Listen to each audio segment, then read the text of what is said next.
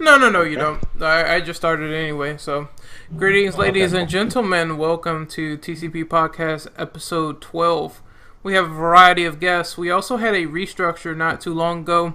We specifically talked about making some of the topics shorter, making the format better, putting everything there so it's concise and easy to read. But we have our guest here, Mr. Biodevil Dom. I want you to introduce yourself. How's it going, guys? We have a variety of topics today to talk about, mostly pre-E3 stuff, but it should be interesting. So yeah, Yeah, a lot of E3 leaks came out this week. That's another topic entirely. So, Mr. Chaos, I want you to introduce yourself. What's up, guys? It's really good to be here, as always. What about you, James? Not too much. How's it going, guys? It's good to be back. Yeah, it's good to have the podcast back, man. We have a guest here, Mr. Smoke Gaming. Introduce yourself, good sir. What's going on? I'm Smoke. Thanks for having me, guys. It's my first time doing a podcast, so should be interesting. Yeah, it's always fun around us, folks. You'll come to learn it eventually. So, Mr. Reaper, introduce yourself. Hey, what's going on, guys? As always, E3 starts out with a leaky boat, so we got a lot to talk about today. That is true. And that is one of the first questions on the document. So I want Mr. Biodevil Dom to read off that first question if he can. before we do, I do want to share some breaking news. Apparently, Until Dawn, the creator Supermassive Games plans to go multiplat with Until Dawn.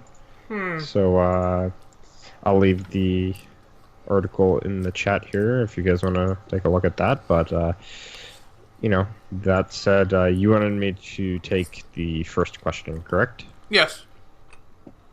Okay, so there's been a ton of E3 leaks on display well before the show's press event that is upcoming.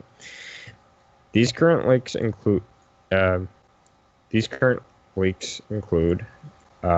Injustice 2, rumors of The Evil Within 2, Skyrim HD remaster, which I believe has been confirmed, Prey 2 reworked, Wolfenstein 2, and I believe there's a few other games that were Bethesda related. Watch Dogs 2, which got about an 18-minute video, and along with some Capcom games, which are Dead Rising 4 and Resident Evil 7. So, yeah. But what are your opinions on the following leaks? Personally, for me, I still am looking forward to Dead Rising 4, even though they are making some weird changes, which makes no sense, but the 4-player co-op will probably be amazing. But it still does suck that it's going to be Xbox One exclusive. I hope it comes to PC, because that's what happened with Dead Rising 3. It is. Yeah. So I'm really looking forward to getting my hands on that game on PC if it comes to PC, but it is a shame because Dead Rising 2 was on the PS3, and now they're just isolating it from PlayStation entirely. You know it's a reimagining of the first Dead Rising, right? I know. That could be either good or That's what they're bad. saying. That's what they're saying. I think to go off of that, Capcom likes to say a lot of things, but then when you actually see them do it, it's not necessarily what they mean. They have trouble wording what they mean. Like, for example, like they would claim that RE6 has quote unquote like dramatic horror, and there's no fucking dramatic horror in there. It's just all action. Also, Dom, I think you missed out on Injustice 2. Did I? Yes, you no, did. No. I said I'm pretty sure I said Injustice. Yeah, he touched on it. That was the first thing okay. he said. Okay, I'm just making sure, because the Bethesda stuff really got me sort of blindsided, because there's a lot of stuff they have going on there. But Injustice 2, what do you guys think about that? I have no opinions on that. Yeah, I never played the first game. I just heard it's Mortal Kombat with DC characters. It Yeah, is. pretty I've much the played same it thing. extensively, and my kids play it a lot, so that's like the one fighting game I'll actually let them play.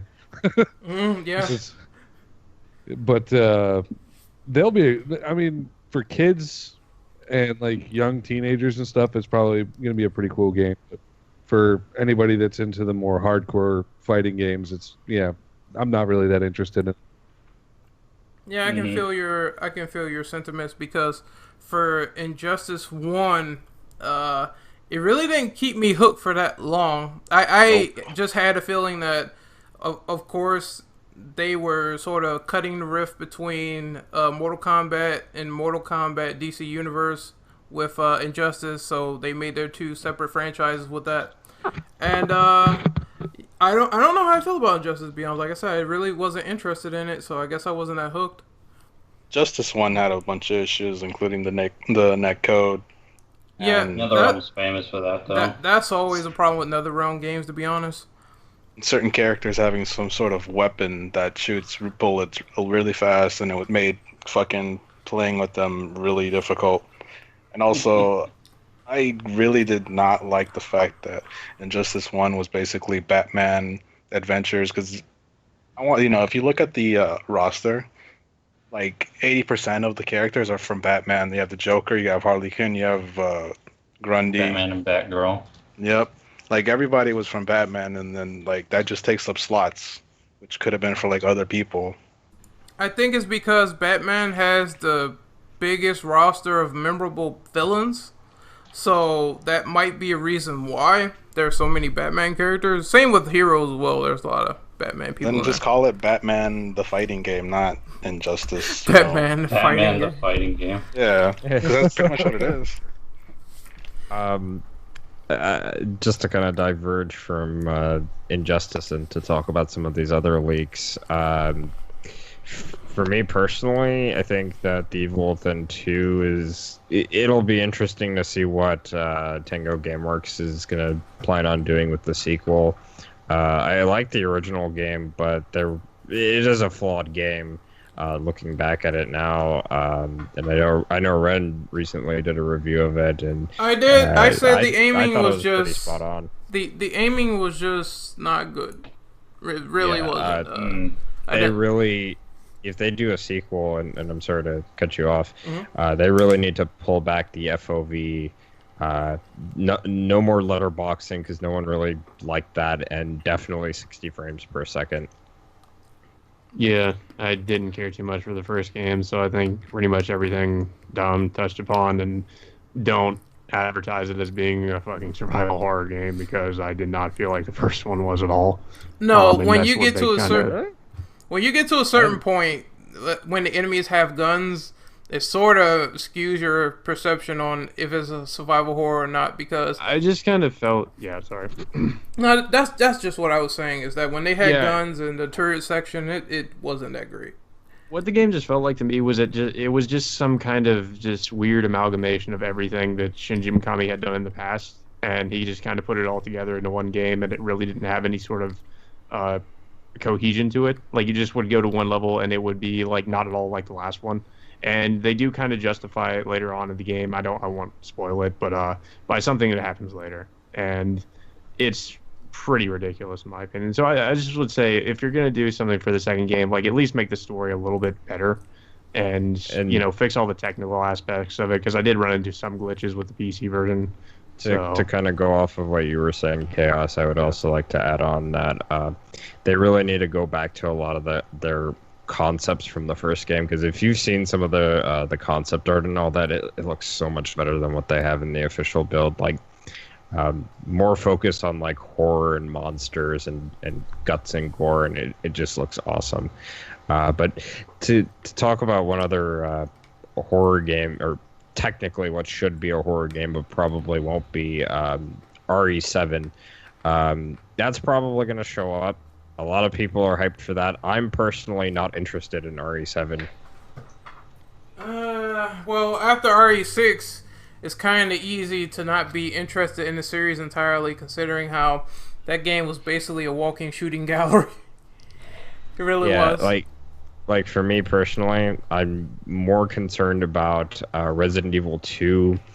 There's also rumors of a Resident Evil Outbreak HD that's coming out, and I actually do have an image of an apparent trophy list leak that happened. Let me just pull that really quick, but I'm not sure if this is real or not, but apparently it's been around the internet for about 4 months now, or some shit like that. But you know. Yeah, I'm hoping. I'm more interested in that than I am for RE7 personally.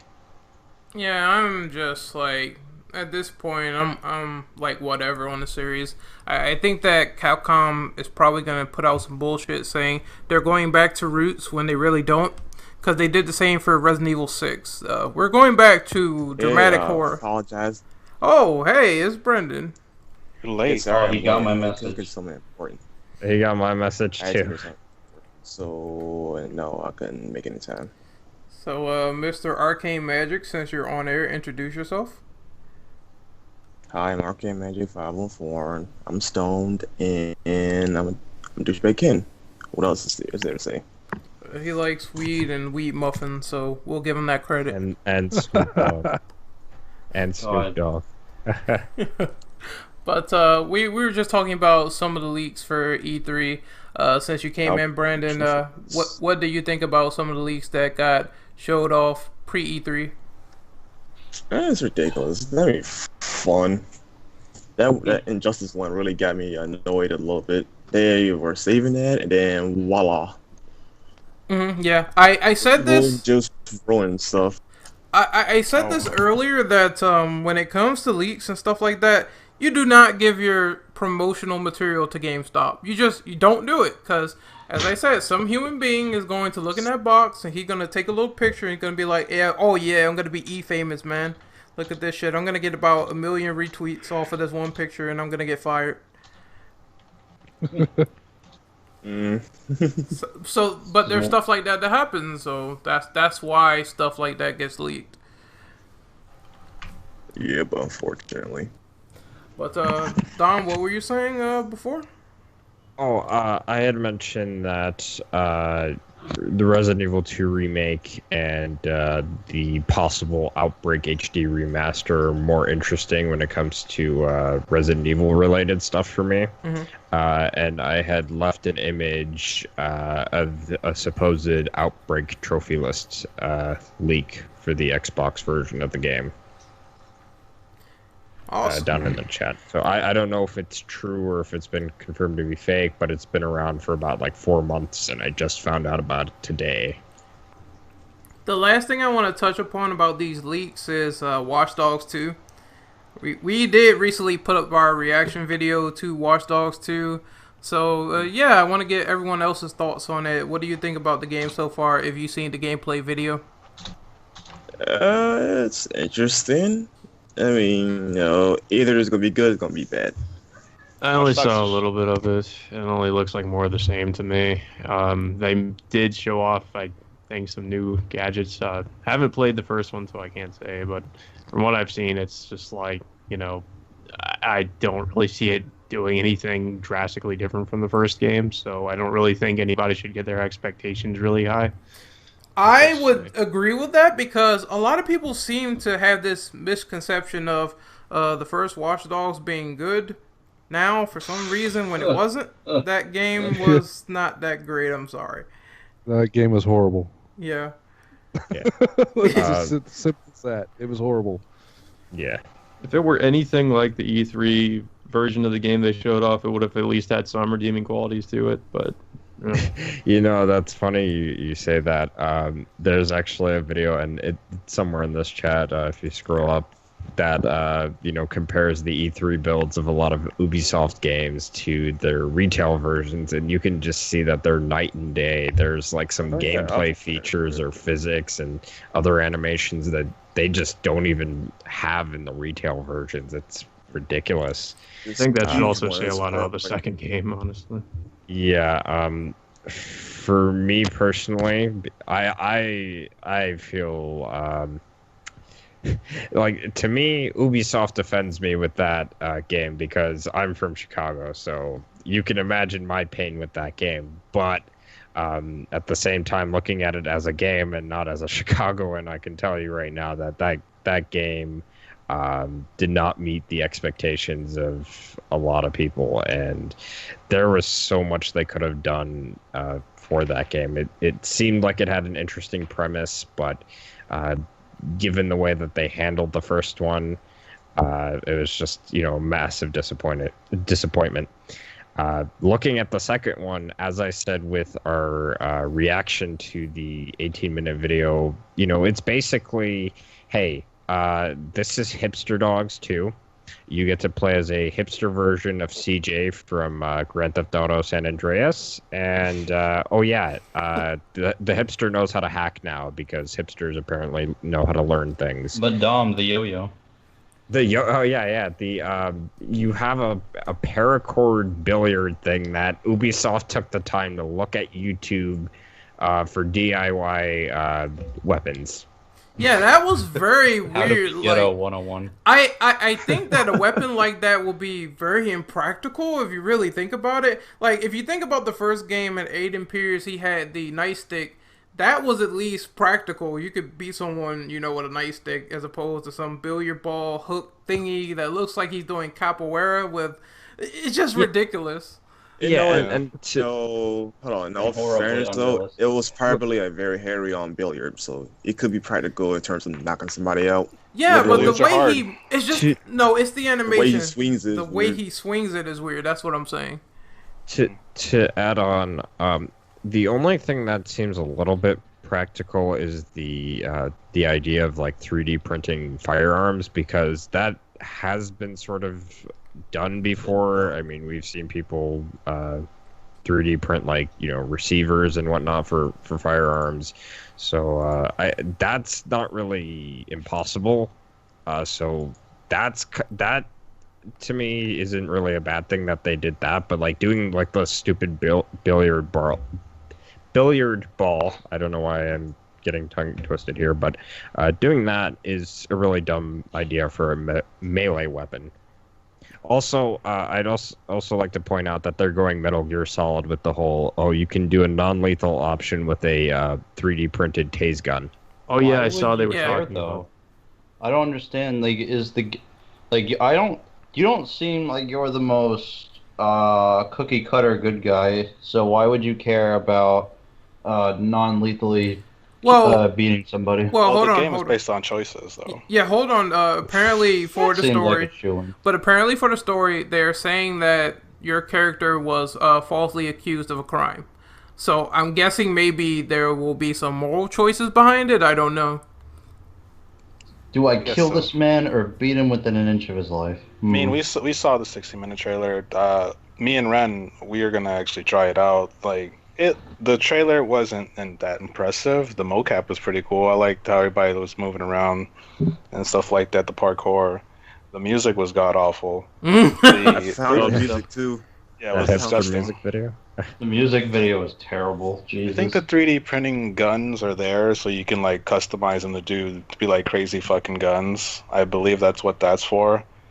But I mean, it is more of the same as the first one, but it's in a different location, and I would hope, as they said in the world premiere trailer, that they are fixing it. They read people's feedback. The cars were sliding all over the place. I hope they read that, but yeah, please. They were still doing that in that video, though. Stabbing me in the back, though, so it's Well, yeah, that is true. Ubisoft, they made these big promises for Watch Dogs 1, and they never really delivered on that because it was downgraded. There was a host of issues. It just wasn't fun to play. So I'm hoping that they change my mind with this. That's why I'm indifferent. But I'm still gonna rent the game. I'm not gonna be stupid and pay $60 for it. So Watch Dogs 2 is basically a gamble. It's a gamble. It is. It's either if they lose out this time, then the series is forever going to be drenched in dog shit. And that is the truth. I will say that people should, as I said with the preview that we did, or the reaction we did, People really should not be hyping this up because they're going to be just as disappointed as they were with the first game. I also want to say that I hope they allow you to customize that main character so that he doesn't look like a fucking hipster. Can I not play as a hipster? I think there's going to be customization. You know what? I'd rather have him just like Aiden Pierce. At least his design was cool. Yeah, he's out for revenge because they screwed up his mocha latte. He had no personality, though. That's the thing. Yeah, personality. Personality. Exactly. He had no personality. So, yeah, but fuck. I think like we Aiden, like really quick, just Aiden Pierce, like practically his design was a lot more ideal. Yeah, I think we need to move on to the next one. Mr. Chaos, could you take the next question, please? Sure. Number 2. You can take any question in the document. Okay. I guess I'll do number 2 because this is one that personally interests me. Sega is possibly interested in a Shenmue HD collection. What are your thoughts? I guess I'll go first because I fucking love Shenmue. I think it is possible at this point because they are talking about, there has been the Kickstarter for Shenmue 3. And I think that because of the attention it's gotten, Sega maybe is actually considering going back to Shenmue and doing something with it. But I think if there was an HD collection, it might be a while until we hear anything about that. It would be really great if we did hear something at this year's E3 about it, but I really doubt it. But you never know. We did get the announcement for Shenmue 3, and nobody saw that coming, so who knows? Yeah, but Sega is different because they tend to pretty much sit on projects forever and not do anything with them these days. Yeah. That's a lot of companies today. According to the article, apparently the only reason they were holding off on it for the longest time was because of some, licensing.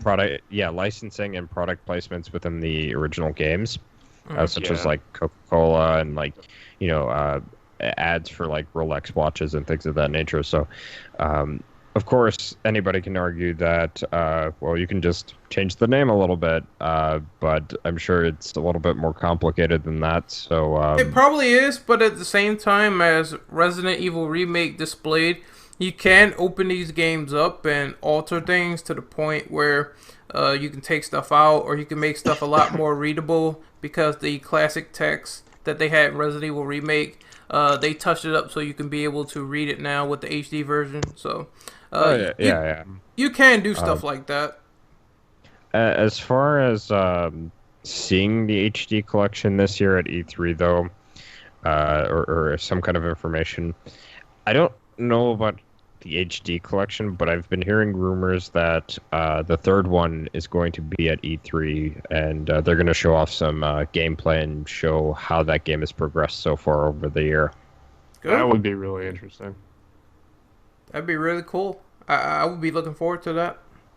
Yeah, I mean, hopefully we do get the HD collection sometime soon, though, because Shenmue is just one of those games people need to play, and because of how consoles are, all high def now and everything, and people have high definition TVs, it'd just be easier to just have, the PS4 just pop the disc in and everything than it would be to just find a Dreamcast and play it that way or emulate it. And so if we had the HD collection, if we had the HD collection, just pop it in there. So, I mean, then people could just play the game, but it's 60 frames a second. All right, so James, could you take the next question, please? Sure. Developers in No Man's Sky are receiving death threats over the game's delay. How do you feel about this and the amount of death threats given to the industry makers who are merely doing their job? What standards would you set if you could prevent this from happening? I mean, it's nothing new, but it always makes the community look really, really bad. It does. Fortunately. So changing it, it's hard because people are just going to do what the hell they want. There's not a whole lot you can say to stop them. Mm-hmm. I don't know on the prevention part. It's hard. It's going to reflect back on the gamer, and it's really hard. I guess people could just step up and simply say, this is wrong, we ain't supporting it. Because the community can band together and they can sort of stomp these people out who are doing these terrible malicious things and show that they aren't a part of it. So I guess maybe some collective gathering as to what's going on, people can sort of acknowledge it and show that, you know, this ain't cool. This is pretty messed up. We've seen it time and time again on YouTube. We've seen it time and time again with people like Alpha Megasin and Main Event talking about stuff like this and saying, this is not cool, cut it out. You have a better way of thinking, you have a better mentality than to just be a malicious asshole. So unfortunately, this is just something that kind of comes with the territory. It comes with just being an internet personality or somebody that is involved in the video games industry. You're going to get death threats or something. Yeah, it sucks. Oh, it's very disheartening. Are we on number 3? Yes, we are. Uh-huh. Okay. But you were saying? Sorry to interrupt. No, I was finishing up. I just said it's very disheartening because I remember when people were giving Kojima death threats, and that man has done nothing but give back to the gamers all the time. Yep. Even with games he didn't want to do, like Metal Gear Solid 4. He gave back to people and made that game even though he didn't want to do it. Yeah, he went out of his way to conclude the Metal Gear franchise that way, and you know, and since we're on the topic of Kojima, like, you can really tell that the man just wanted to take a break from Metal Gear, and I'm sure he would have finished that franchise regardless, but I think that he wanted to take a break and move on from other things, and that's why we see him no longer working at Konami. Mm-hmm. What do you think about the death threat stuff, Dom? As far as the death threats are concerned, they're really unnecessary. It's understandable that you'd be upset because a game is being delayed, and you possibly wanting to back away from the product and move on because of the amount of delays that a product is getting. That's understandable, but when you're sending death threats, what does that say about you as a person? I mean, really think about that. Like, that just shows that you're just being fucking immature, and you know, you're just an asshole. Plain and simple, you know, like, I don't get why people would do death threats for No Man's Skies in particular. I mean, no offense, I'm sure the game is going to be, like, it's cool, it looks cool, but, like, It's not the most amazing thing there. yeah, it's going to be kind of boring. Like, what's the story of the game? Like, you get on the ship, you go on a planet, and you look around, and then you get back in the ship and go to another planet, and rinse and repeat. It doesn't sound, to me, it does not sound fun, and not only really, that. Oh, sorry. Go ahead. Well, not only that, but you know, if you get on there and you have a bunch of friends, you might end up on either side of this, you know, procedurally generated universe. You may never even meet up with anybody, so there's no real multiplayer aspect to it either. So it just, like, you're just basically flying around to various planets and discovering things. I mean, that's going to get old after about, you know, an hour or so. Yeah. I don't care how beautiful the game is. So if it was like death threats for Shenmue got delayed, okay, I understand. Everybody's hyped for that game. But for, like, No Man's Sky, I mean, like, how many has there been any promo for it? Like, I forgot it even existed, to be Not honest. really. It just seems like one of those games where because it got announced as a Sony exclusive at first, am I right?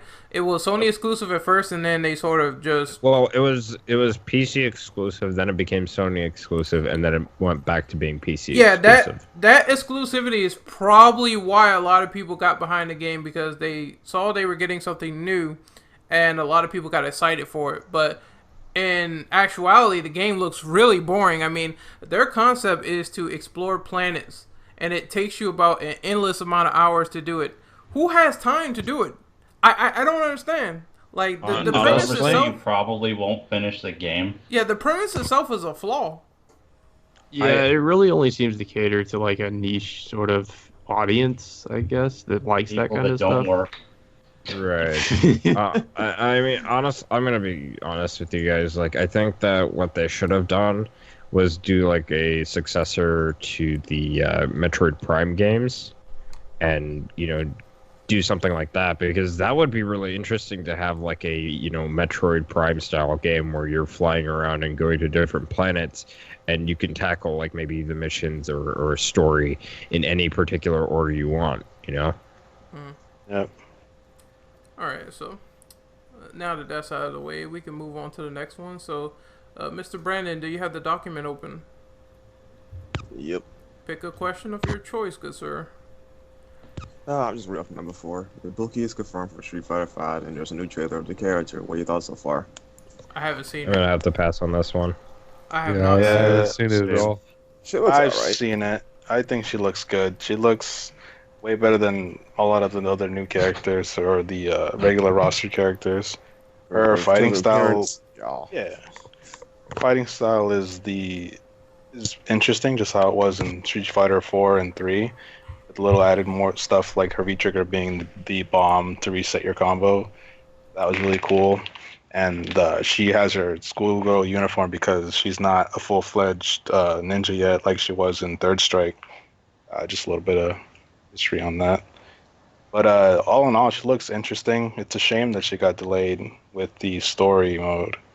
But, you know, do what you gotta do, so hopefully it comes out good. Hopefully That's my both of them opinion. are good. Story looks good. It could be interesting. When is this character supposed to be coming out?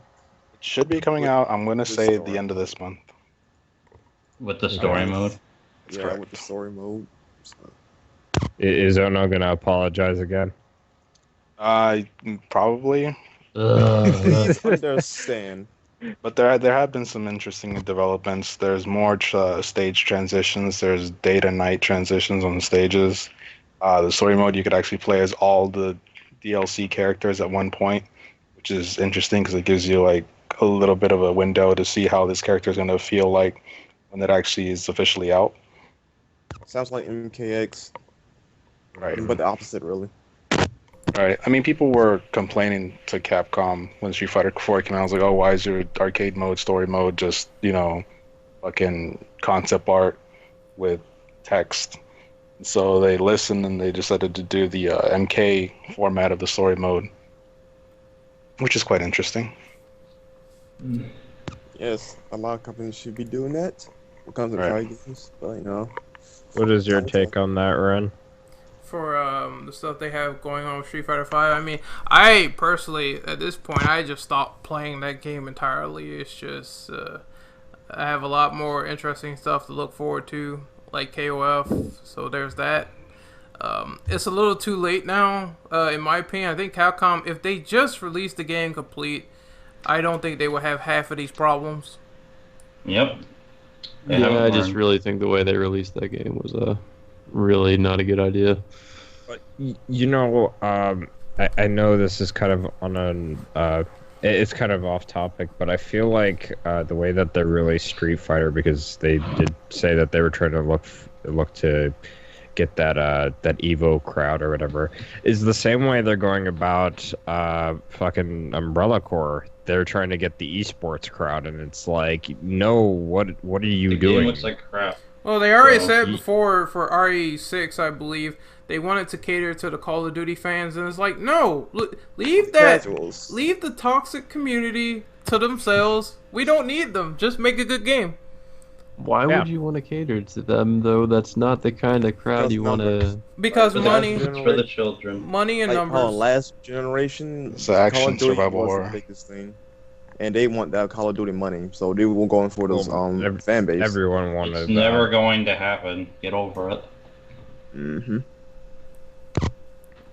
Well, technically speaking, it can happen. You just gotta not do what they're doing. Do Oh. what you're supposed to be doing when it comes to game development. Well, if you look at how Call of Duty is going now, if Capcom would suffer the same fate as they were on YouTube with those 2 million dislikes, they will weep. All right, so I need Mr. I'll you- take the next one. Oh, go ahead. No. Reapers Yeah, ain't go yet. Yeah, Oh, you can go. You can go. if you want to go, you can. You can. I don't mean to take your Make up spot. your minds, princesses. I'll take number 5 since it's next on the fucking list. All right. So, number 5, Fallout 4 mod support finally coming to the Xbox One as of May 31st. What are your thoughts on the mod support on consoles? Is this a feature you'd like to see make its way to more platforms and more games? Hell yeah. Yes. Yes. Like, I know Sony's been in talks about it, but nothing's happened yet. So, hasn't this Yeah, been... like- mod support goes, no one knows. Oh, go ahead, Smoke. I'd love to see some more mods on the consoles because, I mean, coming from PC and being able to mod Fallout 4, and, you know, I know the guys that are playing it on PlayStation and Xbox would have a hell of a lot more fun with the game if they could do some of the stuff that we're doing on PC with it. Yeah. Yeah. Like Especially the Bethesda games need some of them just need mods like Skyrim for. They all do. Mm-hmm. Oh. Yeah, Skyrim in particular needed a lot of mods. Yeah, like I think Go ahead, Reaper. So I think it depends on the game, because if it's a multiplayer game, that can be kind of dangerous.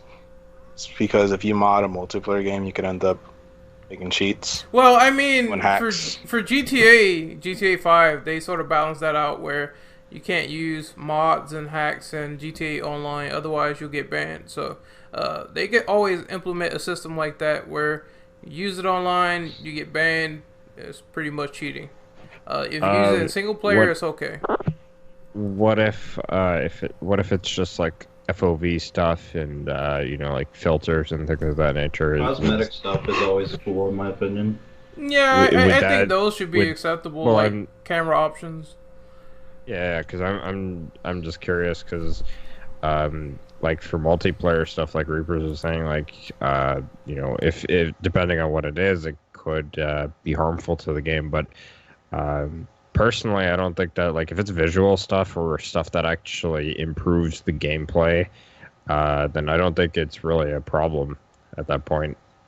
Yeah, but like cheating, getting like about $5 million out of one fucking line of code, stuff like that, no, it shouldn't be allowed. Yeah, you're. So, Dom, could you read off the next question, please? Yeah, I'm actually going to do one that I feel like is somewhat important, especially since we were just talking about Hideo Kojima. Konami officially unveiled the Metal Gear Solid Pachinko machine, Big Boss. This Pachinko machine is based off of Metal Gear Solid 3 in particular. The cutscenes within the Pachinko machine are recreations from MGS3 that make use of the Fox engine. What are your thoughts on this news? Also, do you think Konami is missing out on an opportunity to remake MGS3 with the Fox engine? Konami, you can go eat a vagrant's dick. It's like, I don't think they care about remaking it with the Fox engine. That's just like, well, like Pachinko, you know, is it video games? Well, let's do Pachinko. That makes us more money apparently, and we don't really care about the fan base. The biggest insult is them using Kojima's new engine on this. It's like, why? Look how good it looks, right? It just looks really, really good, and they use this engine, and it's like, it gets you all hype and it gets you false hope, and then you find out, well, I'll be playing this on a slot machine because I'll never be getting that Metal Gear Solid Snake Eater remaster. Oh no! I mean, we was half and had half on it. right. I mean, we had an HD collection, so we technically did get Metal Gear Solid 3 remastered in HD, but to get like an HD remake with new cutscenes and potentially new content and possibly some of the ideas that were cut from the cutting room floor of MGS3 would be amazing to see, especially in this generation. Yeah, that's what I wanted to say. I don't know why I got remastered thrown in there. I guess the term is thrown around so much you get it confused with remake. But yeah, you'll never see an MGS remake in that engine, even though they have the capability to do so. So that fucking sucks. Yeah, because that's Konami's thing now, is that they have Metal Gear Solid.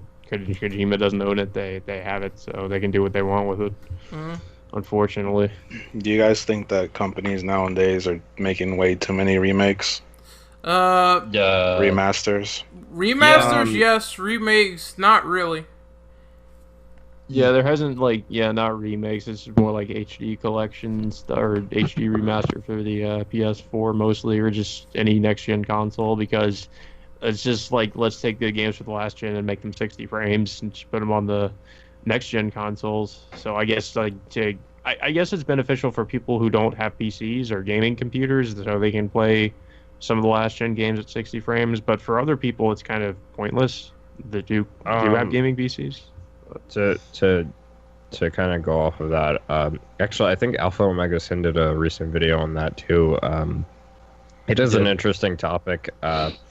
In my personal opinion, the way that I see it, if you're doing an HD remaster of a game that came out last generation on the PS3 and 360, then yes, I think those are pointless, and too many of those have happened, in my You can't opinion. even call those HD remastered because they're already in HD.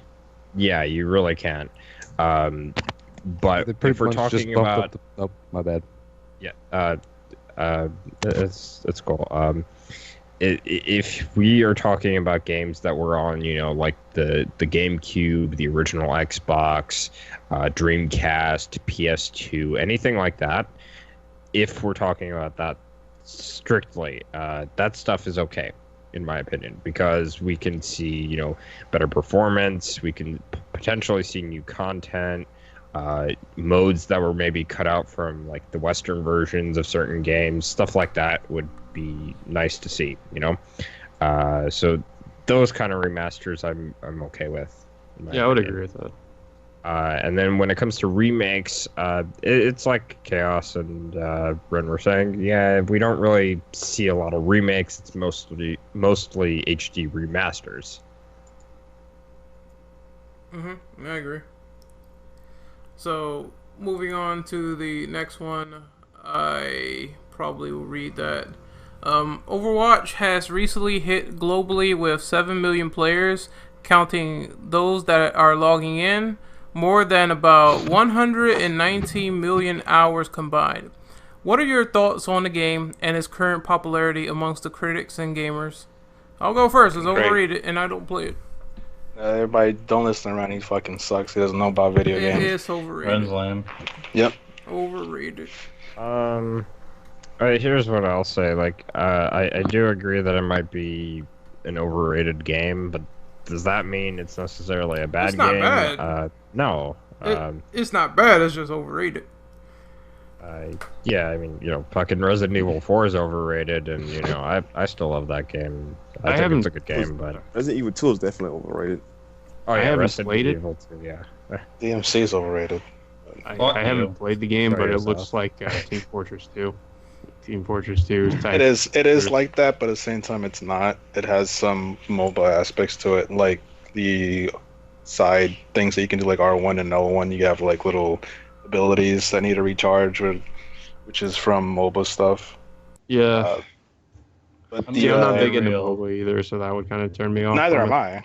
But I found a way to make it fun. Me and James and the rest, some of the other TCP members, have been playing it extensively, and it is kind of addicting, to be honest. Yeah, I actually enjoy the game quite a bit, but only when I'm able to get on there with a few friends, or I've gotten on there a couple of times where we've actually had a full team of 6, and it was actually really fun and addicting. But getting on there by myself with the worst. randoms, it's horrible, especially if they don't have mics, because it is a team-based game, and I end up like wanting to throw my controller across the room because I get frustrated. There's a lot of times when you end up in a match, me and James can vouch for me for this, when you just go in there with your crew and then the other crew has 6 of the same damn character, they end up fucking raping you because of the BS that just duplicate characters just really need to go.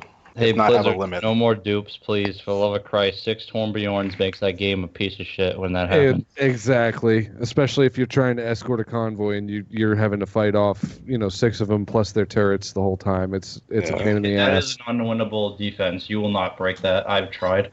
It's impossible. Yeah, no, there's nothing you can do at that point.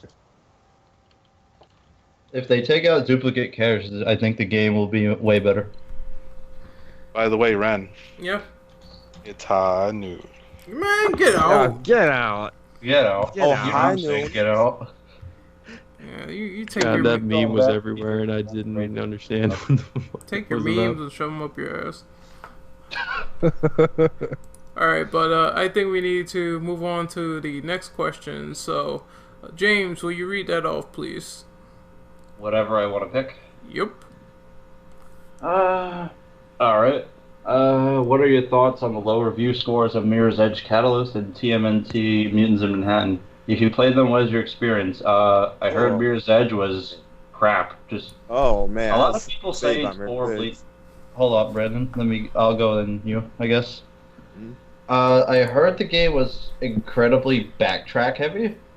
For Mirror's Edge, the frame rate was shit, and I could attest to this because I played the beta, and the cutscene frame rate would always dip below 30, and in game it would dip below 60. Well, I don't know how you fucked that up. The draw distance is not good from what I played. Like buildings would pop in and out sometimes. Yeah. Faith seems really generic and boring compared to what she originally was. God, I hate that moment. As for TMNT, I think I'll let Ren speak on that one. That game But was horrible. Yeah, but I do want to hear Brandon's thoughts on Mirror's Edge. Honestly, this is literally the biggest disappointment of this year. Mirror's Edge Gallus. Oh my god. I felt like there was a big false advertisement. The origin of Faith, how she became a strong character, and yet she was the exact same bland character from point A to point B. They had the most obvious and predictable story, and it's not even funny. No, this is terrible. And the combat, man, they took out the counter. Oh, I forgot to say something about the combat. They took out the counter. AKA Well, no, that's not the issue. one-hit kills. Was the combat always that like janky and not cohesive, and it's just really, really fucking like horribly put together? I don't know how else to put The it. combat in the first doesn't feel game good. is just straightforward. If anything, you rely on countering because it's one-hit kills. They completely removed that. Yeah, And, now you have this Catalyst. sprinting mechanic dodge that could. I already said in the demo, I did a review on it. I said that dodge could get you killed because you can wind up trying to sprint out of the way of being attacked, and you could fall off a building. It's really that bad. Okay. No, I don't remember much about the first game, but I remember it was a pretty good game, so it's kind of a shame to know that the second one was so terrible.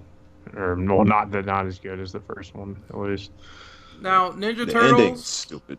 Ninja Turtles, that game, I played it, and it is. Fun. I didn't have fun because it was bad. I said there's a mechanic where if you get all the turtles down, you have to eat pizza to come back. You can literally die from eating pizza. You can die. What? How do you... Okay, you're You the overeat. fucking Teenage Ninja Mutant Turtles. How do you die from eating pizza? Well, you see, if you eat a lot of it, you get overweight, and you're getting Yeah, arthritis. you got overweight, you might get type 2 diabetes, whatever. Get on but fucking Weight Watchers then. But if you don't eat enough of it, you get This withdrawal. is a fucking video game. This is a fucking video game.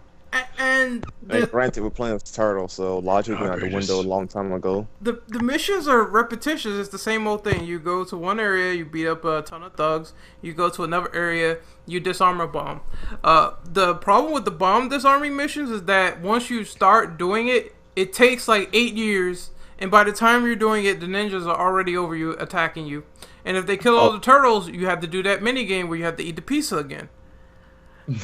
So, and then you wind up dying. What, Yeah, there's bomb then what defusal. kind of mini game is it where you eat the pizza like You what have do to you even do? keep Just- mashing the button until you get all your health back, and if you overdo it or if you don't do it enough, you're dead.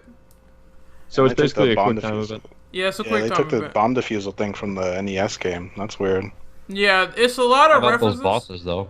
Well, the bosses, I fought Bebop. He was alright. But he had 8 fucking health bars, so there's that. Even on hard mode, that was a bit of... You're just beating on this guy, like, for the entire time. He's killing your guy, you're beating on him, you're going back and forth. And it takes, like, forever to do on hard mode. So, I can vouch that the boss fights, after a while, they don't get fun because, again, he's like a bullet sponge almost. From the video footage, it just looks like they walk around and occasionally swing at you while they eat like a million hits. It Well, just sounds really tedious. Well, Like, Bebop was doing different attacks, so I'll give them credit. At least the boss fights, they keep things interesting, especially when they go into overtime mode, which is they turn red and they start doing more attacks when you get to a certain point. That was interesting, but other than that, I really didn't like the game that much. I might go back and beat it and do a review, but my first impressions is really one of Platinum's worst at the moment. Would you compare this to the remake of Turtles in Time? I haven't. Of how bad it is. I haven't played that one, but I assume that remake might be better. Because, like I said, there's a lot of mechanics in this new game that just doesn't work. That I still don't get that piece of eating mechanic. It just doesn't work. Well, the remake was panned across the board, considering that it butchered what made the original so great.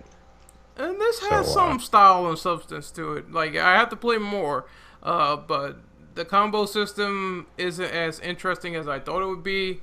There's some weird cooldown moves, which is weird to see in a hack and slash. I don't understand why that's there. And it's at 30 FPS, which hack and slash, 30 FPS, not good. Something tells me this was more of Activision's fault rather than Platinum. But although Platinum does have its own problems when it comes to game development. They have their own trends that they really need to drop.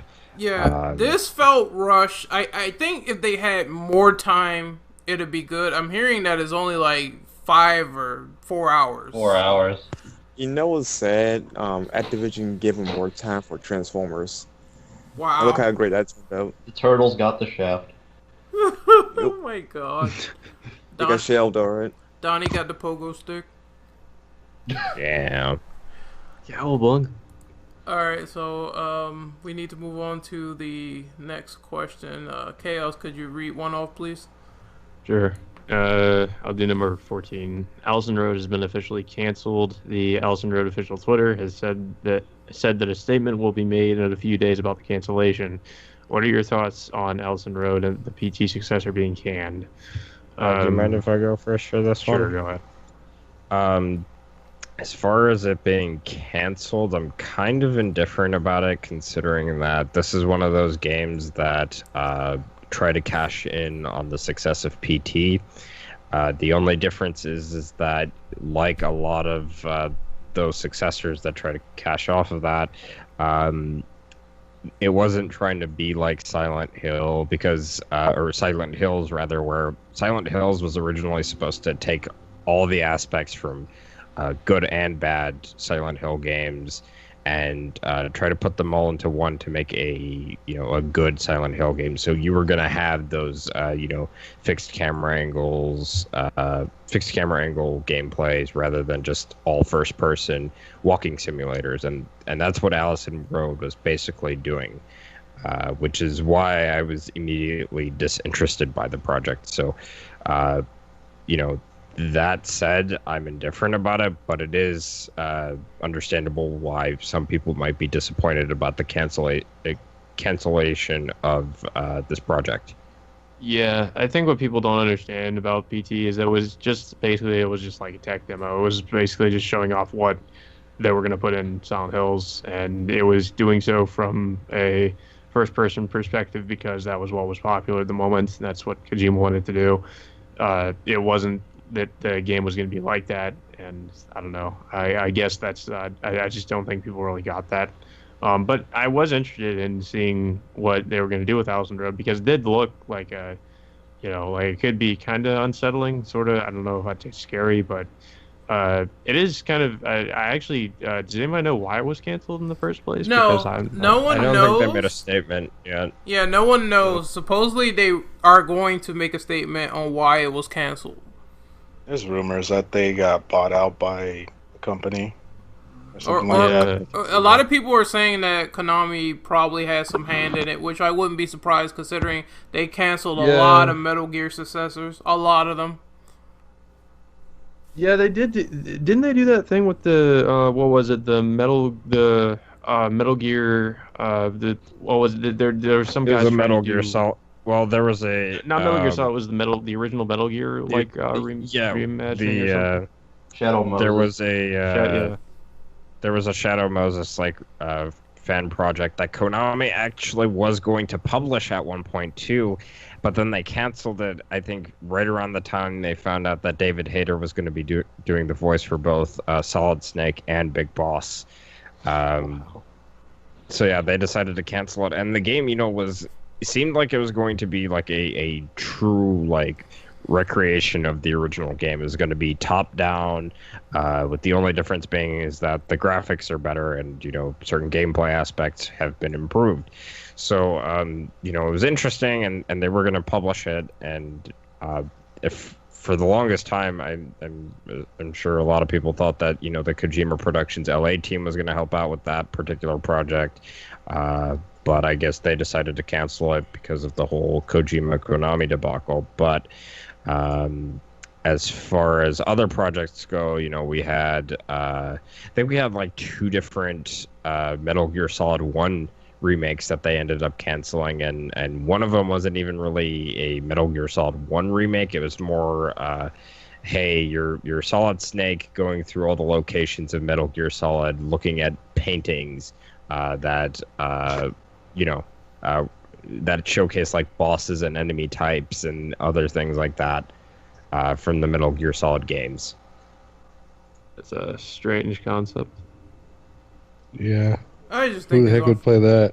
Yeah, it's strange. I just think that is mostly, it probably has some hand from Konami doing something like that, considering their past. I don't know. I haven't seen much of Allison Road, so I'm sort of indifferent on this. There wasn't really It's much pretty on much it. PT. It's just It was PT. interesting looking though. Yeah, some of the screenshots it- look interesting.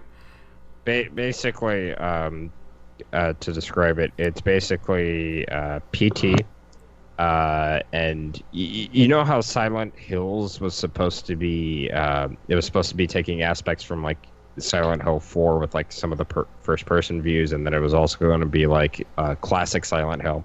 No, this was going to be just straight up walking simulator and run and hide simulator. That's what it basically was going to be. So like Outlast. Yeah, like your Outlast, your Amnesias, all those types of games. Outlast was actually good. I'm not saying that the games are bad, but that's not to say what That's kind of what the we horror can't market forget has been what they are. saturated with. Needs to change, in my opinion. Getting bored of the run from the monster game. Yeah, And James, you let's know, use some tank controls. Since Ugh. we're on the topic of survival horror, I mean, this is why I would argue that we can't just completely throw one style of survival horror out for another. I think that we need to have those classic tank control style survival horror games, but we also need like Resident Evil 4 style survival horror games, and then we also need the first person survival horror games. We need variety. It can't just be one over the other. I agree, but there's always going to be that minority of people who probably complain about tank control stuff.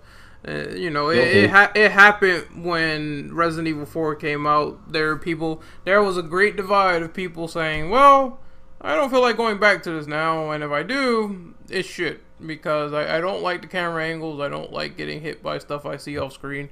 I do like how Dead Space did it, though, because how Dead Space did that game, it was pretty interesting. You could be scary with a third-person game. I think you could be scary with any type of game. It just depends on how it's done. I think Oh, Dead yeah. Space sort of Dead- found Dead- a good balance with Yeah, horror Dead and action. Dead Space was a really good game. Until 3. Thanks. Oh, Fucking God. need Oh. We don't Yeah. mention that here. Thanks, EA. You mean RE5 in space?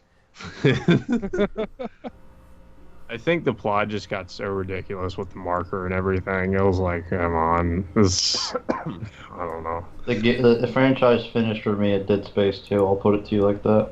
Yeah, And Dead Space 2 was so good. Same here. Dead Space 2 was probably the best, in my opinion. All right, so we Oh, need you to know, move yeah. on to the next question, which is, Dom, I want you to take it. Oh, okay. I'm just gonna take this one because I feel like it's somewhat relevant. Activision claims that pre-order figures for Call of Duty Infinite Warfare, I refuse to call it Infinite, are inaccurate. What are your thoughts on this? To go off of the bullet point really quick before we have anybody answer. Early pre-order data of Call of Duty Infinite Warfare appeared to show surprisingly low numbers of pre-orders. Quite a ways down of the figures from Advanced Warfare and Black Ops 3. As of May 14th, Infinite Warfare had hit around 60,000 pre-orders, which is just a fraction of over the 700,000 console pre-orders for Black Ops 3 on the same day last year. What are your thoughts on this, guys? It's not uncommon. Look at the way they're marketing the game. In order to get the most interesting thing, which is Call of Duty 4 Remastered, you have to pre-order this game, which no one wants. So I think that they're pretty much just trying to lie out of their ass at this point. They were doing the same with the dislikes. Remember when they said that Call of Duty Black Ops... They said it would do well anyway or something like that. Yeah, they said it would do well anyway, and they said Call of Duty Black Ops 2 was the best-selling Black Ops of all time, even though they had like about 1 million dislikes on their trailer. Yeah, I think that their problem was they were really confident in that it was going to sell regardless of what they did with Modern Warfare Remastered, and they ended up screwing themselves because people reacted to it and they did not like it, and it hurt their sales, and they just got overly confident and it hurt them in the end. From what I've been seeing, that a lot of people that either care enough about the Call of Duty fan base, or I mean not fan base, but the Call of Duty games, or fans of Call of Duty, what they really want to see is just nothing ridiculous, none of this like fucking rocket jumping or sliding all over the place. They just wanted like just your standard run and gun first person shooter, nothing like over the top and crazy like Halo, for example. Dom, we have that. It's called Doom.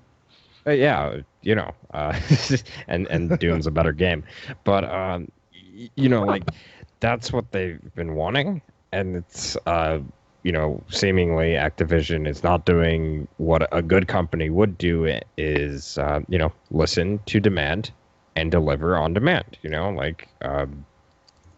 And that's what they're failing to do. As far as I'm concerned, and I think I said this the last time we were talking about this particular game, COD 4 Remaster, that shit's probably going to come out a few months after the game's launched. Once they've gotten their money for Infinite Warfare, they're probably going to release that afterwards. And technically speaking, the game is coming out about a month and a few weeks before the new Call of Duty anyway. So, Right. I'm surprised people still care about Call of Duty, to be honest. Same. Well, that pretty much switched over to Battlefield 1. Did you see the reaction to that?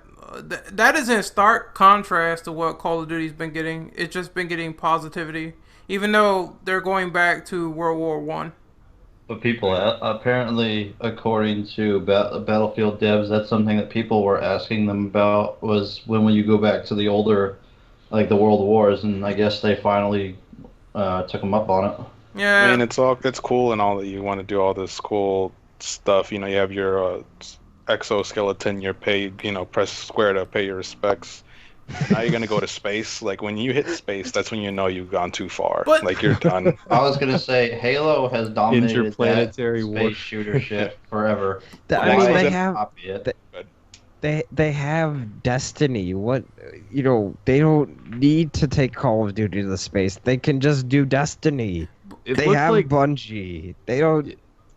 They have their multi-dimensional own Call of Duty. When I first saw Black Ops 2, the Black Ops 2 trailer, I was like, this is like they're trying to rip off Deus Ex. That's essentially what they're doing with fucking new Call of Duty. But here's the thing. Here's the thing that people really need to take heed of.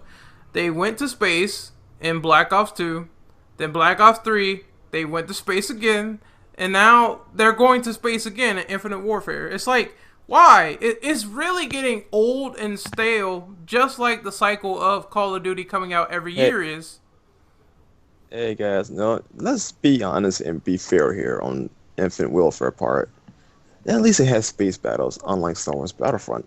Yeah. I'm still not buying it though. I'm fully You know what else had convinced. space battles? Halo. Like for the past 10 years. So I'm fully convinced that the Josh, next it's- game is going to be the Army versus Martians. I can't wait for my multi-dimensional Call of Duty. We need to colonize this planet for America. Destroy all humans 4? That would be a better game. Isn't a new Destroy All Humans supposed to be coming? Supposedly, It's under consideration. it's under consideration by Nordic Games, the same guys that did Darksiders. So, yeah, that would be pretty cool to see. Guys, in the next Call of Duty, we're gonna make Mars great again. Oh my god. We're gonna fucking go there and fight the Yeah, Martians right back. We're gonna build a wall around the whole planet. Also, Dom, what the fuck is this tweet you gave me? I swear you predicted that shit. But yeah, just to make a suggestion, I think we should either go to a niche question or a trivia question to kind of break away from the main questions for a little bit. Sure. Brandon, could you read any of those off, please? No. You bastard. Alright, Chaos, you do it, please. The niche questions. Any one of your Niche or choice. trivia, yeah. Niche or trivia.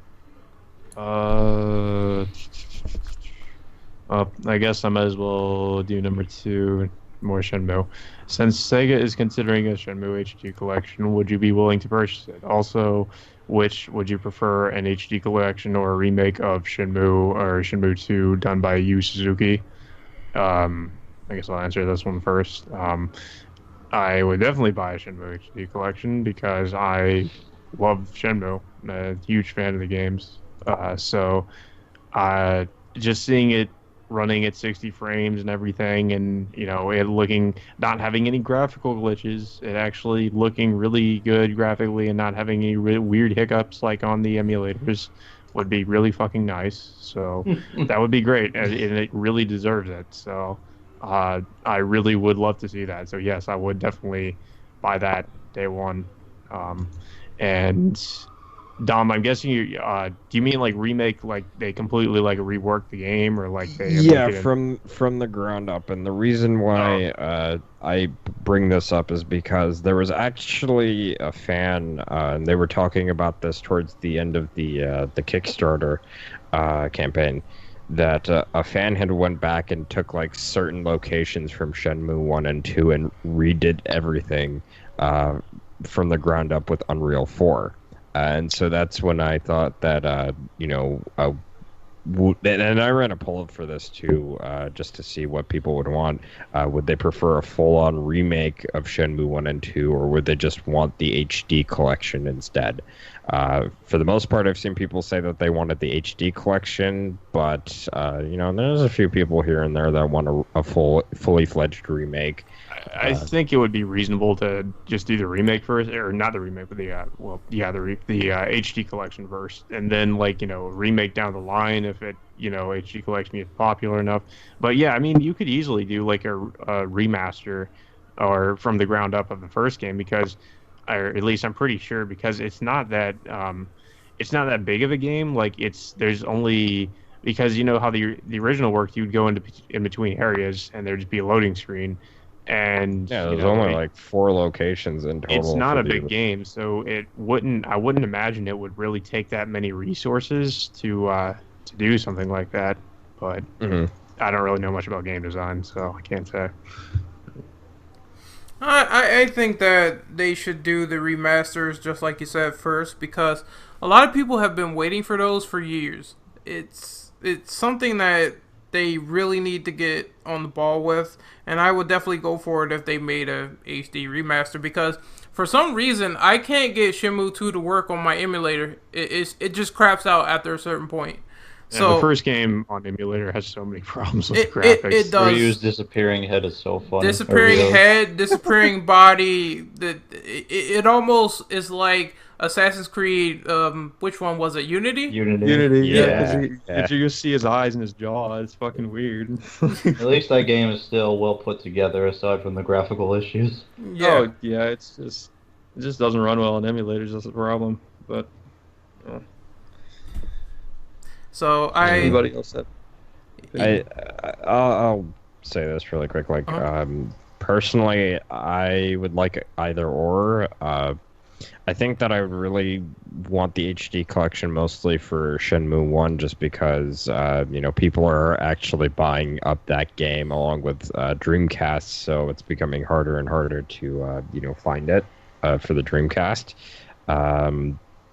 And as far as Shenmue 2 HD, it'd be really nice to see that game definitely rescaled because, it looks pretty damn good on the original Xbox, but I can only imagine what it would look like on, like, PS4.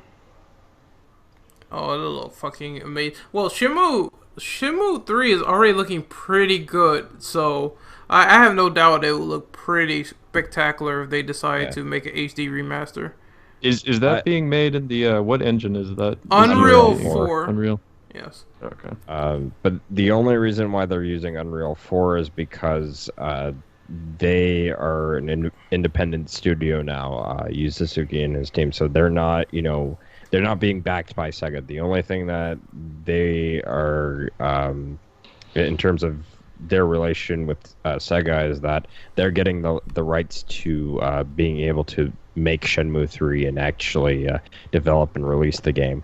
Other than that, they're not actually really being backed by Sega in this case. One other thing I think I forgot to mention about the HD collection, it'd be really nice to see Shenmue 1 in particular get 60 frames per second if it got an HD remastered, just because there's a lot of times or a lot of instances in that game, especially when it's snowing, where the frame rate really dips. Yeah. Well, it's usually when you're in like really big crowds that tends to happen, but yeah, and the weather effects kind of mess with it. So we need to move on to another question. Mr. Devil Hunter James, could you take that for us, please? Main question or? It could be any. Alright, let me see what we got. I got one. The map for Ghost Recon Wildlands has been revealed. The map of Bolivia will be larger compared to the Division's Manhattan, and it's the biggest map for any action adventure developed by Ubisoft to date. What is your ideal map size for open world game, and do you think this sounds sufficient for Ghost Recon? I haven't seen this, so I can't give my opinion. I haven't seen it either. I've seen an image, and I'm sorry to interrupt, but I've seen an image of the pre-order map because that's what it is. It's pretty huge. Like, they have like mountain ranges and what looks like forests and deserts. So as long as it has co-op, I'm good. Yeah, I think that an ideal map size is obviously something you want to experiment and toy around with. Something that doesn't feel, very boxed in terms of a map size. Like, you obviously don't want to do stuff like deathmatch on something that feels enclosed. I think an ideal size would just be something that you can just go out and have fun with. Put in some vehicles if you can, make it more fun and interesting that way. Like, I think stuff like Battlefield, they have interesting ideas, but in execution, it really doesn't feel too good because it's hard to fly in those games. So I figure have some good flying. GTA 5 style maps are nice. I think that will be my ideal map size for something to that effect. But as for there is co-op, right? And yes. And what? I believe there's 4-player Recon. co-op for Ghost Recon. Okay. That's all I need. Yeah. I'll probably give it a shot. 4-player co-op and Ghost Recon. My ideal size for map would be the United States. Man, It need to be that big. that would be fucking impossible. Yes, we're gonna rule the whole country. But that would be impossible. Grab all your friends, get in the car, and try to drive to different states. That game would be like. Wait, did you just describe fucking what was it? It wasn't Drive Club or it was The Crew. Is that what game? Wasn't it supposed my- to be like that the was size of the United ridiculous. States? Yes, it was supposed to be literally every single road within the United States. Ain't nobody got time for some 80 terabyte game. 80 terabyte game. That's how big that would be. That would be ridiculous. I want to be able to drive to my house in the virtual world. And then destroy it. I would do that. I would do that for the fun of it. It's just a game, so yeah. Also, There's my dog. Also, I think that they had something like that to the effect for the next Grand Theft Auto, where they supposedly had rumors that you could drive from one city to the next. Again, I don't know how that's going to work, considering that must take up a massive amount of space. So I don't ever think they would do something to that effect until like way later in the future, where they get real ambitious. Mm. So, I can see that working. Like you get a plane ticket to go to Miami, you get a plane ticket to go to London, to all the GTA spots. yeah. So I guess I can read off the next question. This one is gonna be great. So, Mr. Kenji Inafune, number 8. He That's is the best developer. He expresses regret over Mighty Number 9's delay. He quoted that he didn't have enough staff on board and he was short-handed, thus this affected the title. He also mentioned that he wanted a possible sequel to Mighty Number 9. Given the delays, jabs at anime fans, and sequel possibility, would you give Mighty Number 9 a second chance? Of course. No to the no. Hell yeah. What? Reapers, get out. Reapers does not speak for the rest of us. You know, James was telling me, man, I love Mighty Number 9. It's a guilty pleasure. Don't tell anybody. Yeah, you love those I was pieces. like, all right, buddy. You love those pizza explosions? Oh, Man, Those were Cheetos. No, I would. love I will definitely say no. First off, this man was expecting a sequel, a spin-off, a live-action movie, and a fucking anime before the game was even out. And Red Ash. yeah, Red Ash. Well, that's why I said spin-off. So, yeah, you know, how the fuck would you want a sequel if you can't even get the first game out? I have no idea what he's thinking. I think maybe, just maybe, he thinks that because the Kickstarter went so well, is that he still has enough backing to do a sequel, which, at this point, I mean, your reputation is in the trash. So, it's no way. It's like, people aren't going to gun for it because they won't like it. Also, what does he mean he was short? Did he say short-staffed? He was short-handed on staff, so basically... What the fuck, you have $4 million, you can't get more people? Bullshit. That's exactly what I was Bullshit. going to say.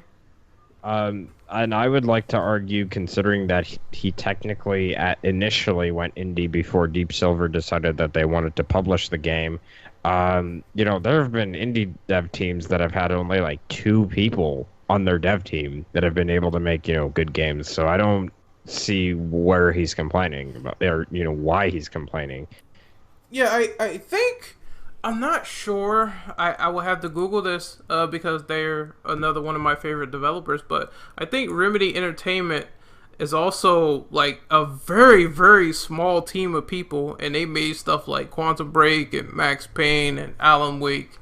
So there's really no excuse. You have $4 million to do this. It's no excuse. I mean, I will say this. If they needed time to develop the game, people would have waited. However, the way that KG... No. Hold on. Let me explain. The thing is that the way that KG Inafune handled it, he kept putting out release dates and then kept delaying the game and delaying the game, delaying the game, and delaying the game, to the point where people just don't care anymore. Had he just, you know, given a placeholder date and say like, okay, we're hoping for 2016, but that's not an official date, then people would have been understanding of it. I just would have left it as TBA.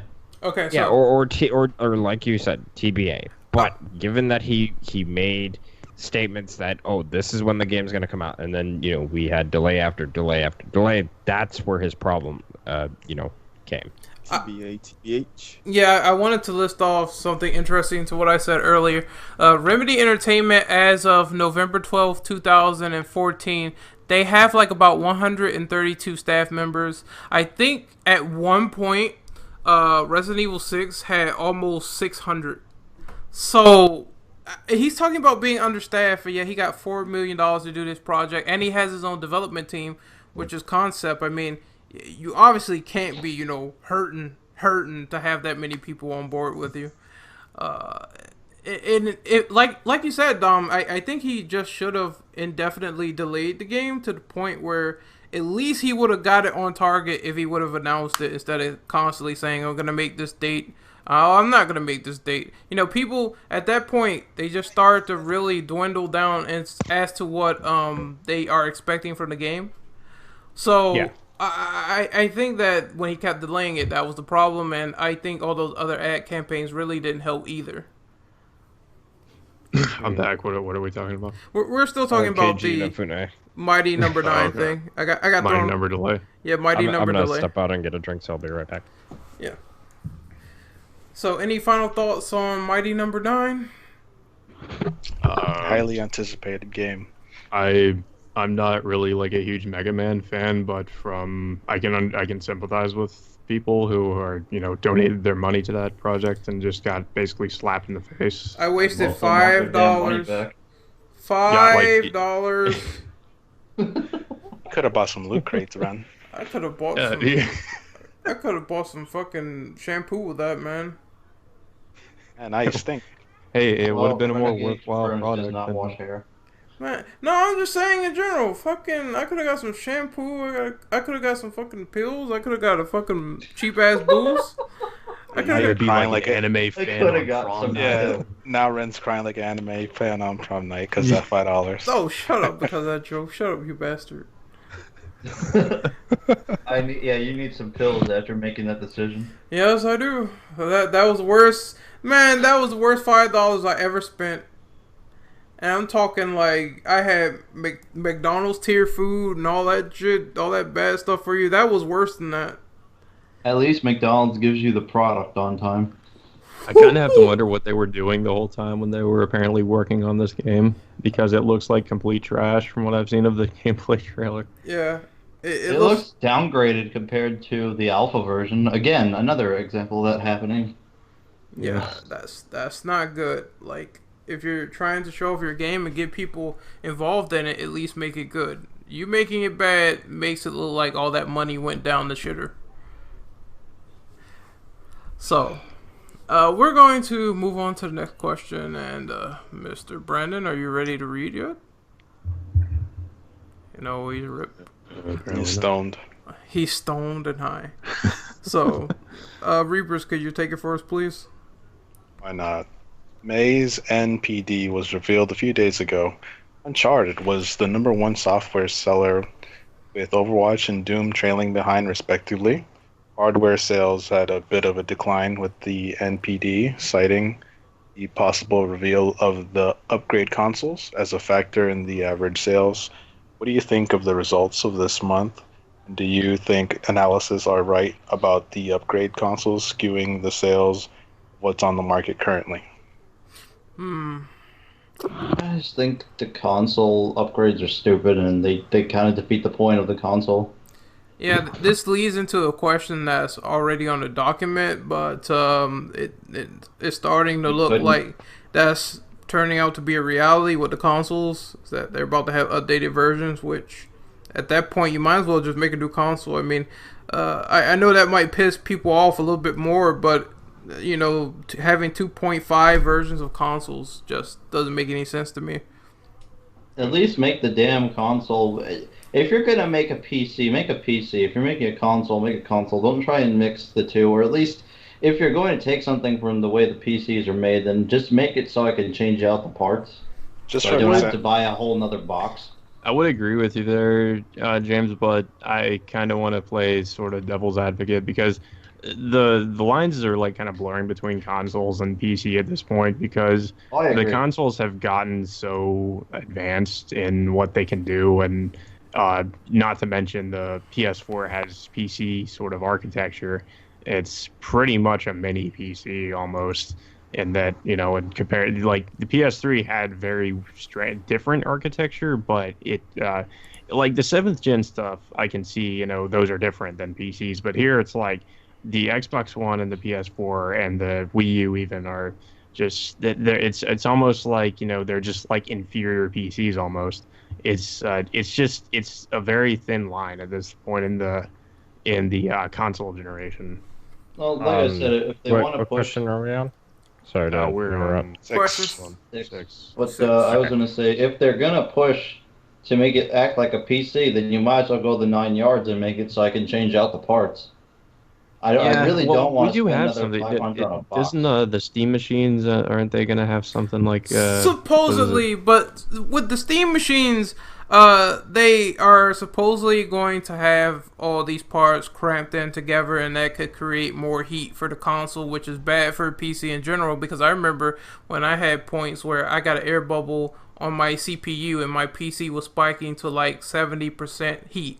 So it's not good. It's not ideal to have things like that. For my PS4, it's already starting to make this weird noise, and my PC does not. It's quiet for most of the time, and I had them relatively at the same time.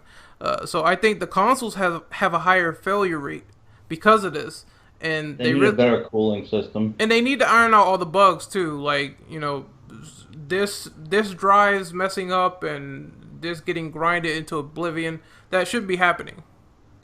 Okay, I'm back. Sorry, I got interrupted. We were on number 6, Brandon. To kind of go off of that, to me it just feels like they don't really put these consoles through like heavy testing before they release them. I would argue that maybe these consoles have been rushed, so that's why we're seeing a lot of these problems occur. Like you were saying, you have your problem with the fan making like an odd sound.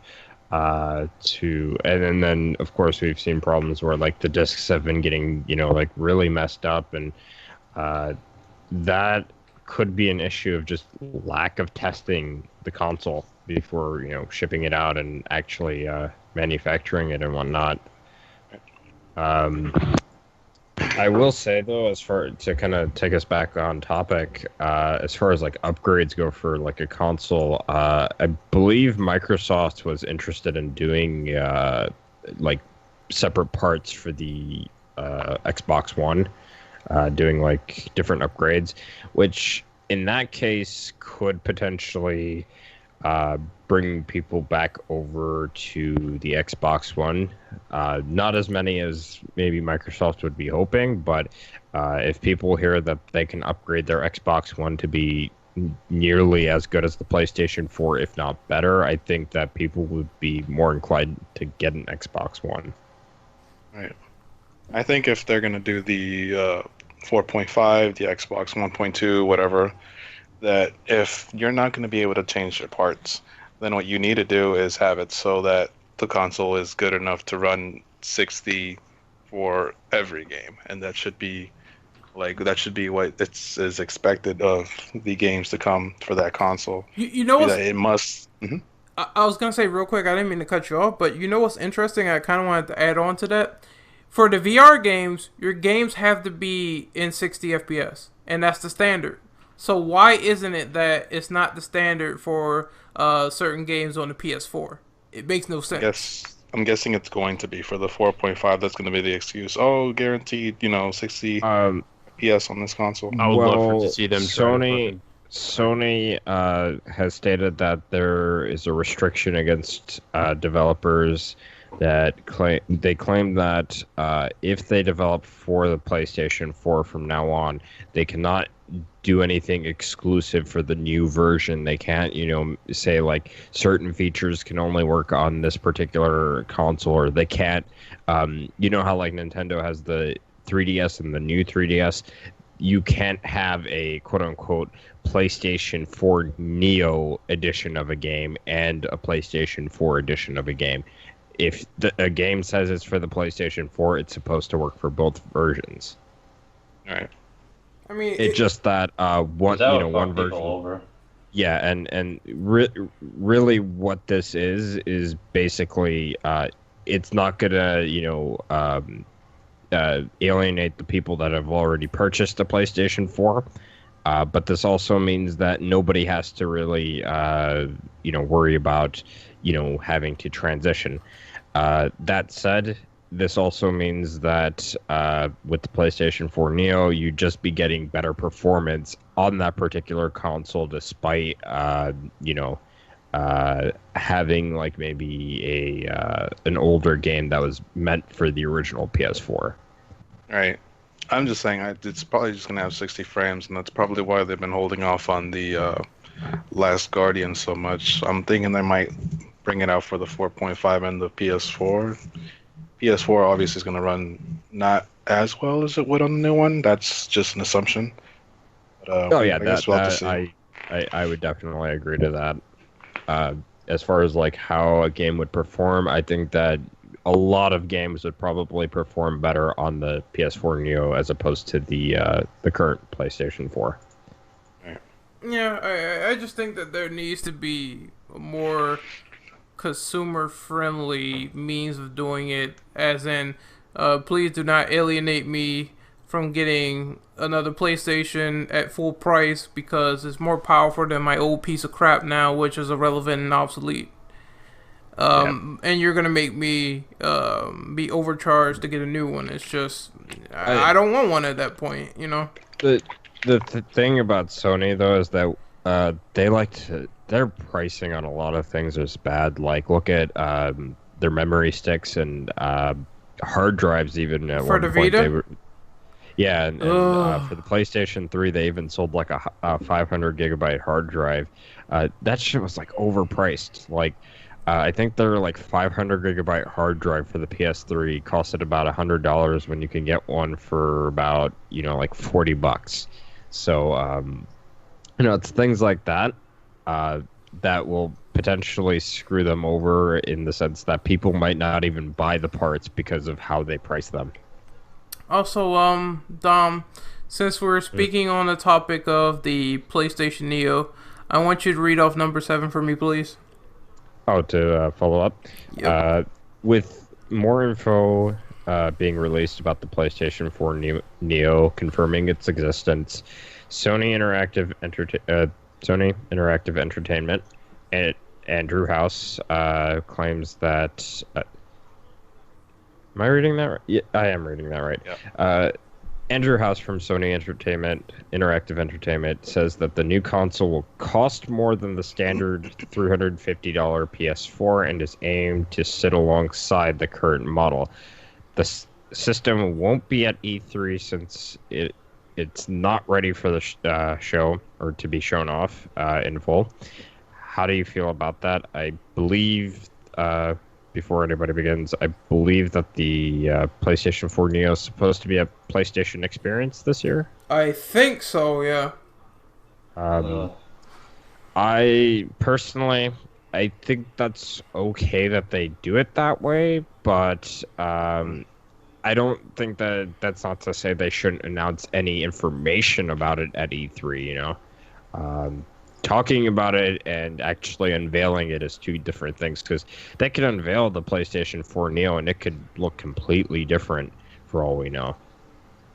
I have an interesting sub question to follow up on that, I guess.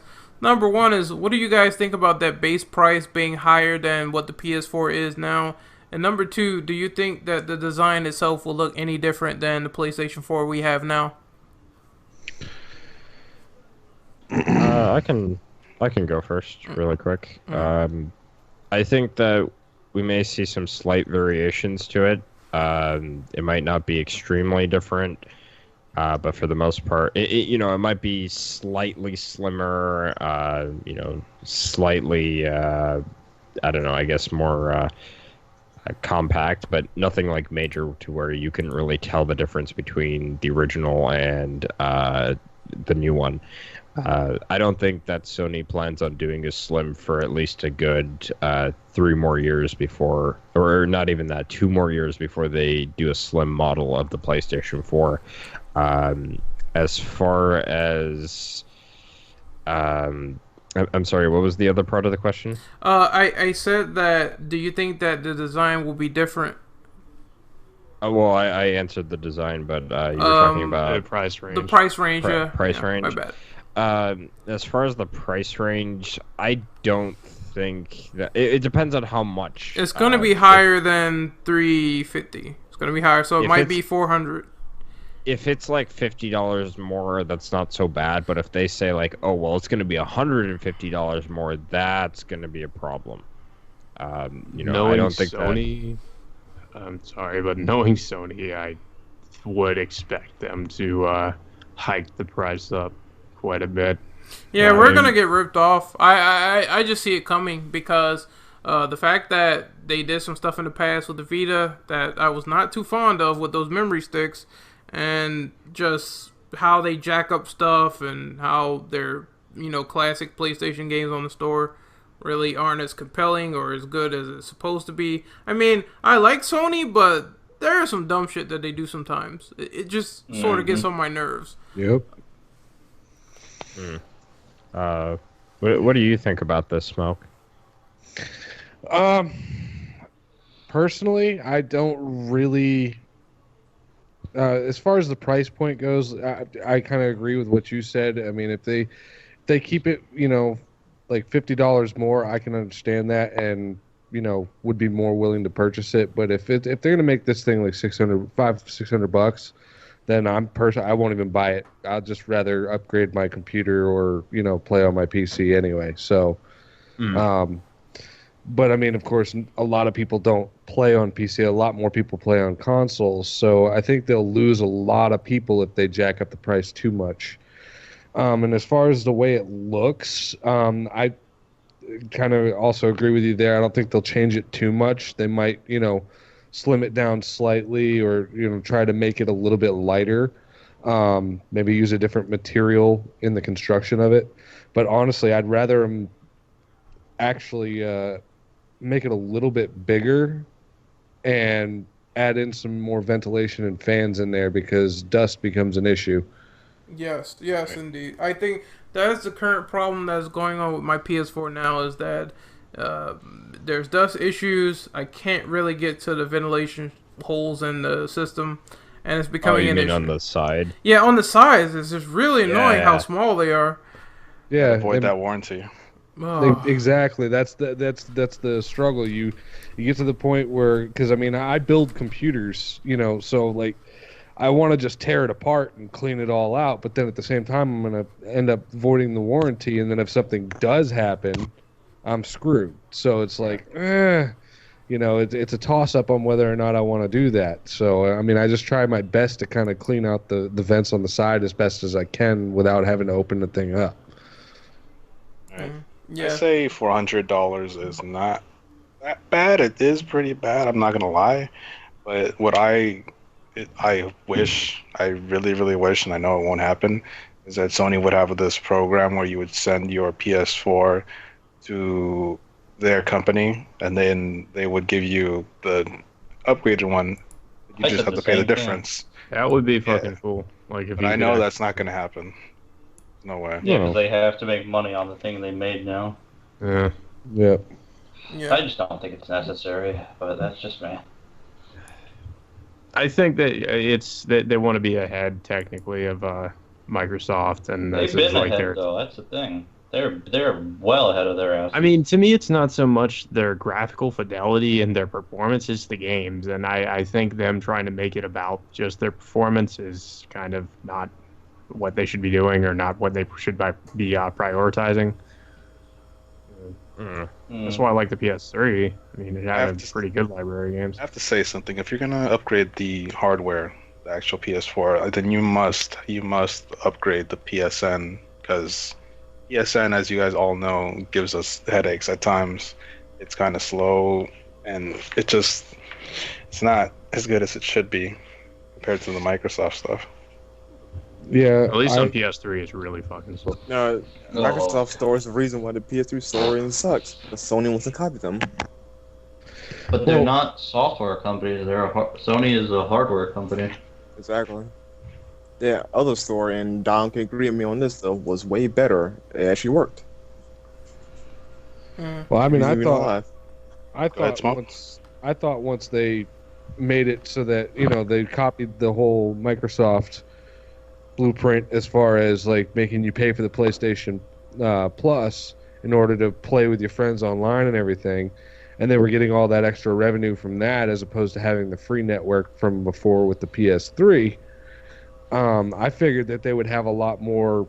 You'd be able to use a lot more of that money to upgrade their servers and get everything kind of up to snuff, because I mean that was the biggest gripe with the PS3 was that Xbox Live absolutely crushed the PSN, as far as performance. So I figured when the 4 came out and they instituted the new PlayStation Plus system, that they would actually upgrade all those servers, and they have, but it's still not up to where it should be. Yeah. Like there was so much failings for the PS3 that it was unreal. So I think that they really learned with the PS4 just a little bit. But if they are going back to jacking up the price to be about $500, $600, then what's the point? It's like at this point, PCs are starting to become more mainstream with gaming. So a lot of people are building them more, and at that point, if they're going to alienate the people who already have a PS4, then a lot of people are going to migrate over to PC because of that. They have free reign to do whatever they want. Yeah. To kind of go off of that, I'm glad you kind of brought up the PlayStation Plus, because, we're seeing more and more that the games are just kind of being, the games that they include for PlayStation Plus each month that are supposed to be for free, they make you question whether or not you should be paying for that stuff, and that's when you start to, take into consideration, is the pricing that Sony has in place for a lot of these things, whether it be PlayStation Plus, whether it be micro SD cards for the PlayStation Vita, etc. Is that stuff actually worth purchasing? Because the way that they're handling the pricing on a lot of those things is very poor, in my opinion. Yeah, I mean, they've always kind of priced things really bad. That's Sony's thing. All right, but we need to. Next question. Yeah, we need to move on to the next 3 questions. I think 3 more. We'll probably wrap up for tonight. So, Brandon, since you were talking, could you answer the next question, please? So again, Resident Evil 5 for current gen seems to have its trophies / achievements list revealed with a release date of June 28th. However, the date that only applies to the digital version. The physical version will be released on July 12th. Will you be picking up Resident Evil 5 on PS4? Yes. Yes. Physically too. I need to have my physical copy. It's gonna reach my console somehow, so I'll be getting it. Played it. Man, it's a great game.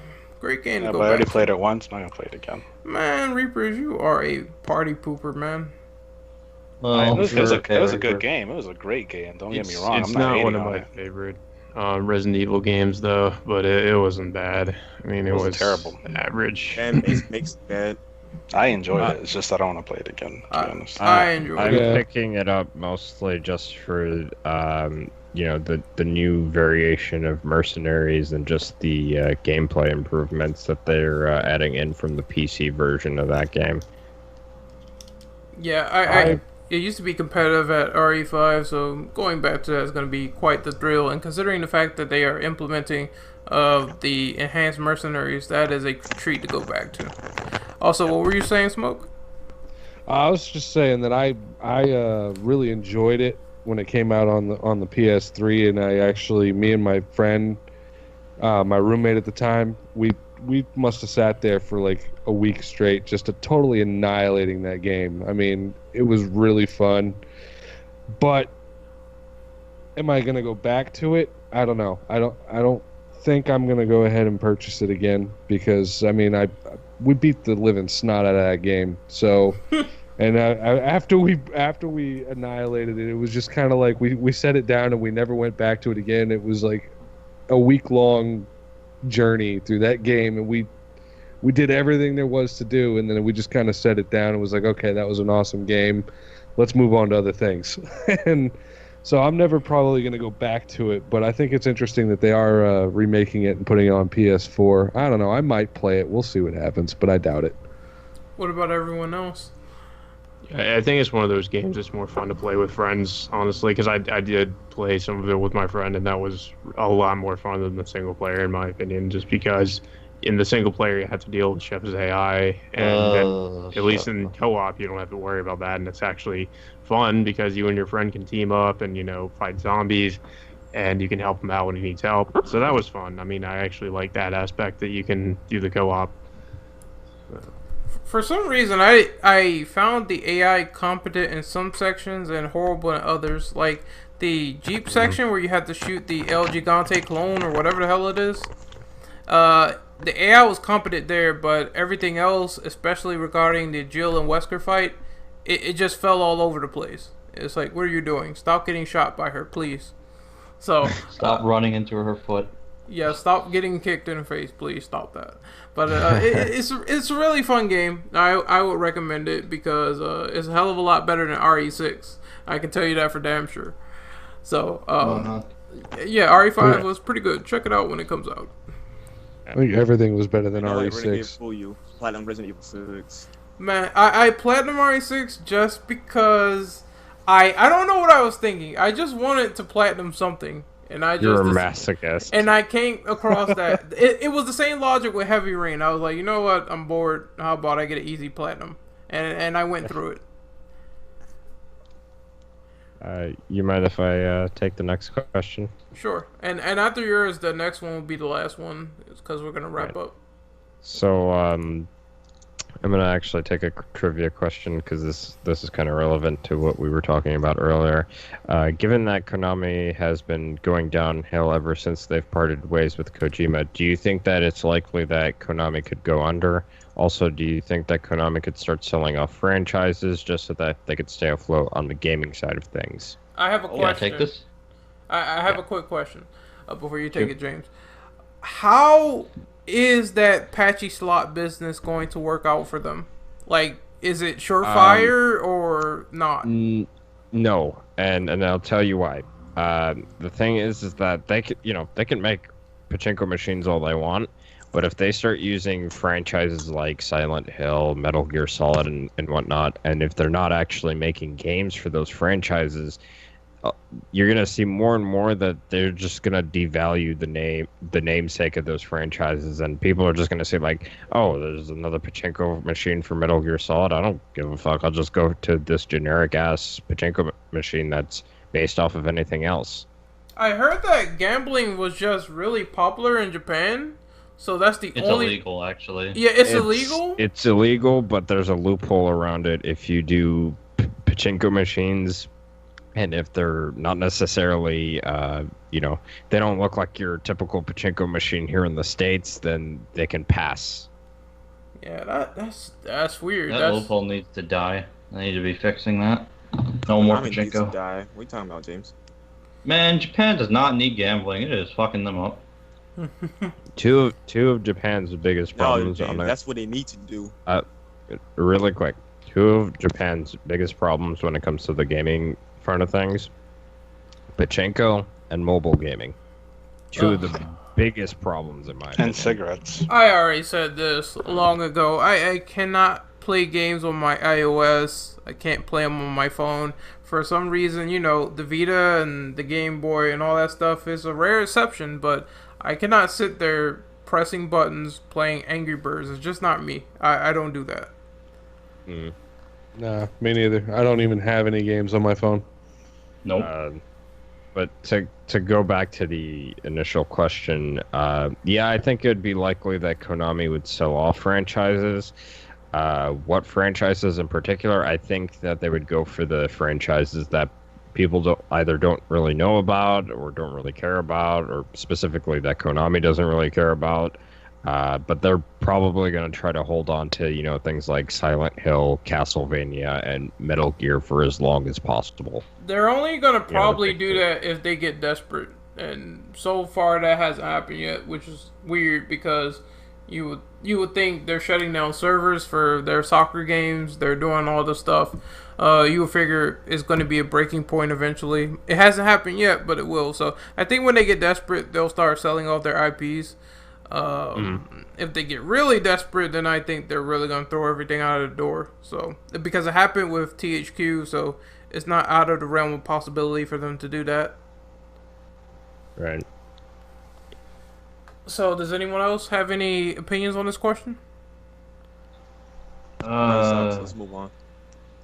I feel like it's going to be a long time before Konami gets to that point because, first of all, they're greedy as fuck. I don't see them giving up anything anytime soon.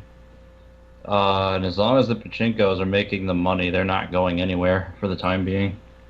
Well, as far as the gaming goes, I'm pretty sure that may be hurt. But as far as everything else, like they're like not just gaming; they're something else. Yeah, Yeah, I they mean, do- in they terms of them do. being a company, like I don't think they're going to be in any financial trouble for a while, as long as those stupid Pachinkos make the money. Right, Unless but their gaming division has to bleed money though. That's the only way right, for this it's forward to go. their gaming division can still go under on its own though. I They think have one.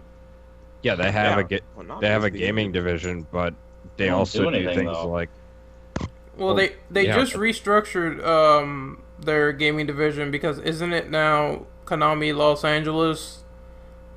well, yeah, it's a lot of things now. They have like various different branches within that gaming division, but they have a gaming division. They have their Pachinko division. They have I kid you not, they actually have a fitness division.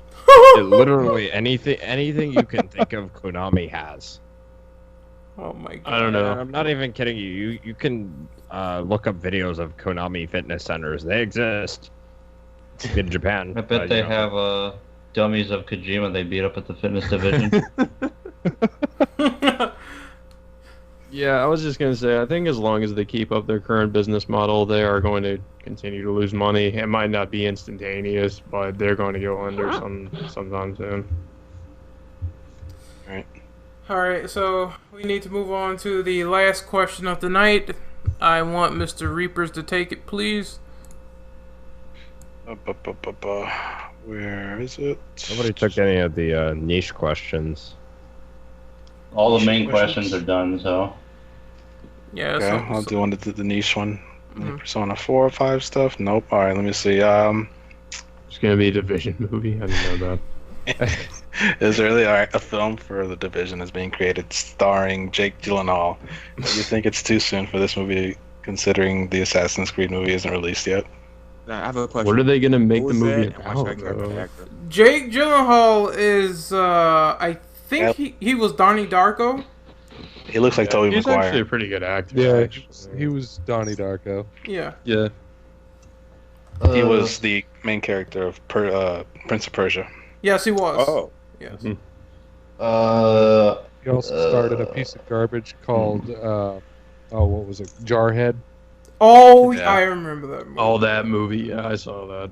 Brothers was good though.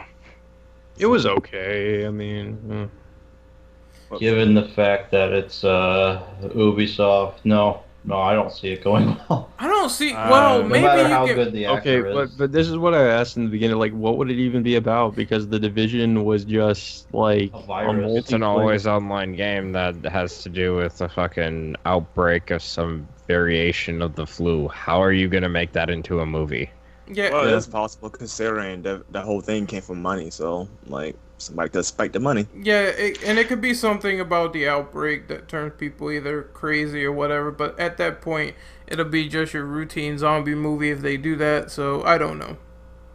Yeah, But it's I not- can't really the see Division it. is not a zombie game. Yeah, It's that's not a zombie No, survival game. no. What I'm saying is they could take creative liberties and make it into something like that because no one really knows what the infection does. You just walk into a zone and it kills you. That's what I was saying. To be fair, making a Division movie is way easier than making a Prince of Persia movie because you're just gunman in this post-apocalyptic place. That's it. True. Yeah, But it that's actually been might done be a easier lot, than though. an Assassin's Creed movie. Now that I think about it. Mm-hmm. So, like I said, they took liberties with the Assassin's Creed movie. They could take some here that will make it interesting or something like that. I don't know. It all Kanye depends. West gonna be in the trailer. Man, when I heard that music, that ruined the trailer for me. I'm sorry. Do with all that power. I do That's think it, that the Ubisoft thinking about a Division movie at this point when the AC movie isn't even released yet is kind of getting a little bit overconfident and jumping ahead of things because they don't even know if the AC movie is going to be successful and if they're going to make a return off of this movie. But to If be they fair, don't make a to be fair, they have their own film division. They do have that. That is I'm true, s- but if they don't make a return on this AC movie, why would they even be talking about the Division movie? I can see that. That happened as fun as that movie as well. I think the reason why all these video game adaptations are coming out is just Hollywood has run out of ideas.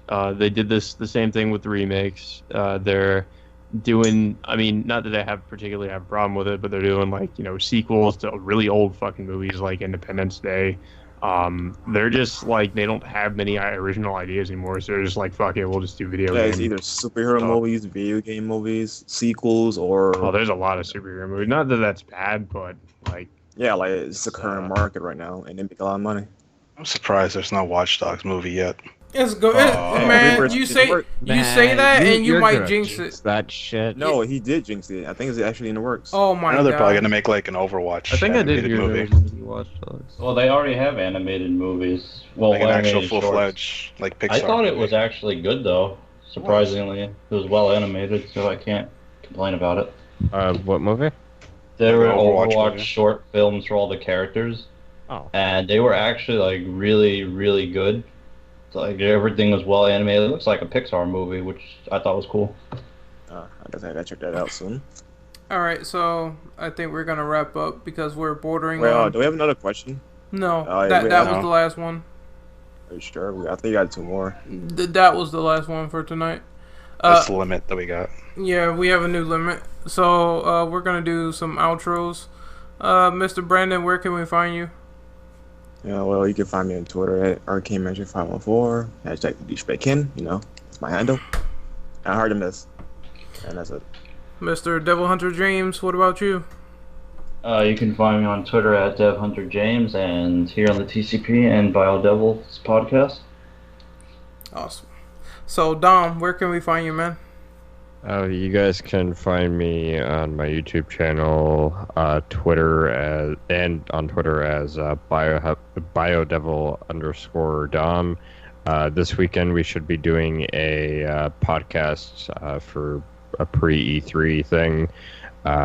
So if you guys like hearing James and Brandon talk, and if you like hearing me talk, we'll be there.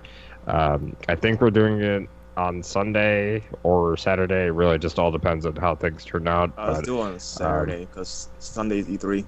Again, it really just all depends on how it turns out, Brandon. Yeah, Sunday, I know personally I'm going to be watching those live streams with whoever is around. Sunday. So, Okay, Right, but it like I said, it really all depends on how the scheduling turns out, because things can happen, and I know we have stuff planned for tomorrow too, so which is why I said that. But yeah, you can follow me there, and you can also follow me on Twitch as Dom241996, where I do rare streams on rare occasions if my internet cooperates with me.